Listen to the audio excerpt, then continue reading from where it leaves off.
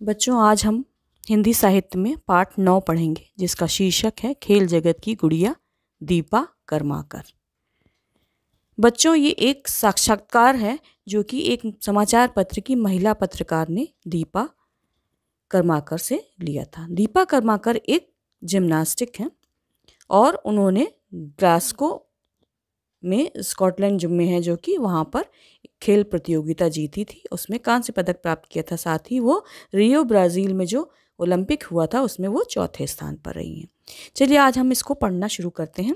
सन 2014 में Glasgow Scotland में आयोजित कॉमनवेल्थ गेम्स की प्रतियोगिता में कांस्य पदक जीतने वाली और सन 2016 में रियो ब्राज़ील में आयोजित ओलंपिक खेलों के मुकाबले में चौथे स्थान पर रही जिम्नास्ट दीपा कर्माकर इन दिनों 2020 में टोक्यो में होने वाले ओलंपिक खेलों की तैयारी में जी जान से जुटी हुई हैं। बच्चों, दीपा कर्माकर एक जिम्नास्टिक है।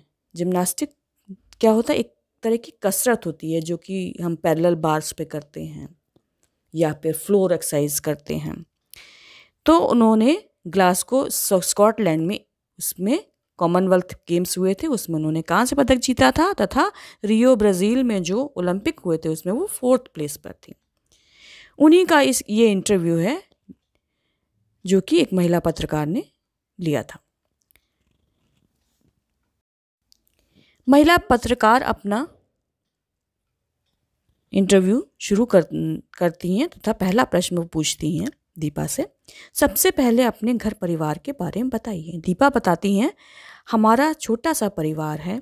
मेरे पापा भारोत्तोलन के कोच हैं। भारोत्तोलन क्या होता है कि वेट लिफ्टिंग जिसे हम इंग्लिश में बोलते हैं, भार उठाने की प्रतियोगिता होती है, कि कोच हैं। कोच माने कि उनके प्रशिक्षक हैं, उनको सिखाते हैं। और माँ घर का काम संभालती है, माँ हाउसवाइफ हैं। हम 2 बहनें हैं। बड़ी बहन पूजा कर्माकर की शादी हो गई है, मतलब 2 बहनें, उनकी बड़ी बहन की शादी हो गई है।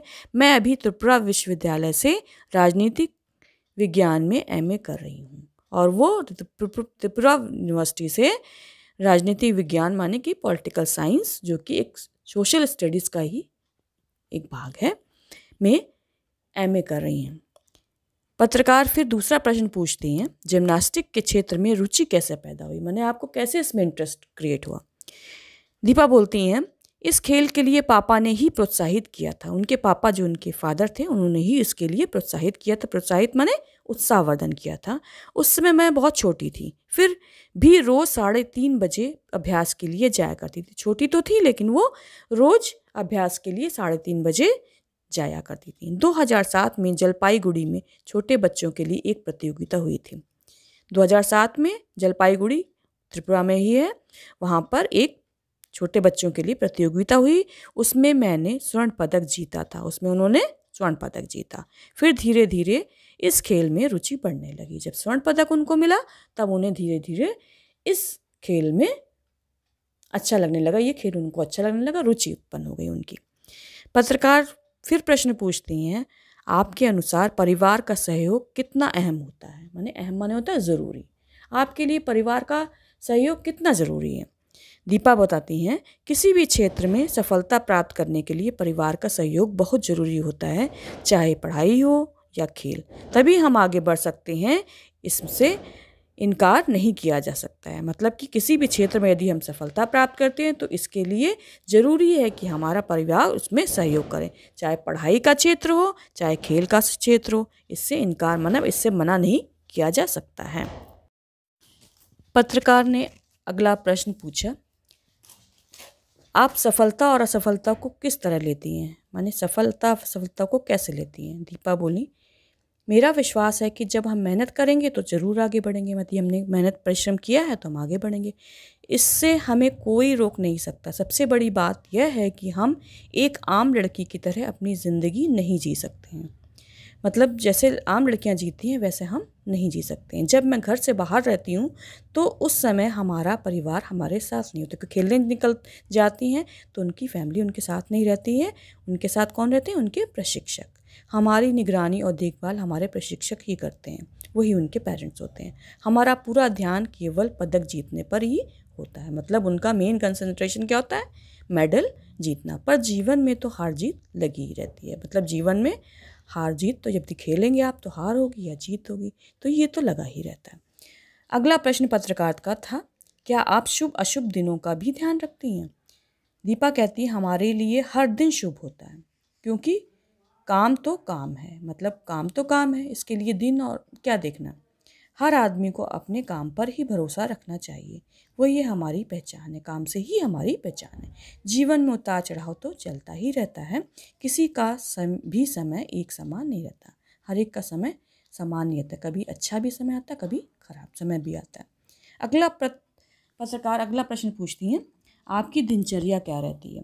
दीपा कहती हैं मैं 7 बजे सोकर उठती हूँ, जल्दी जल्दी तैयार होकर नाश्ता करने के बाद अभ्यास के लिए जाती हूँ, प्रैक्टिस के लिए जाती हूँ।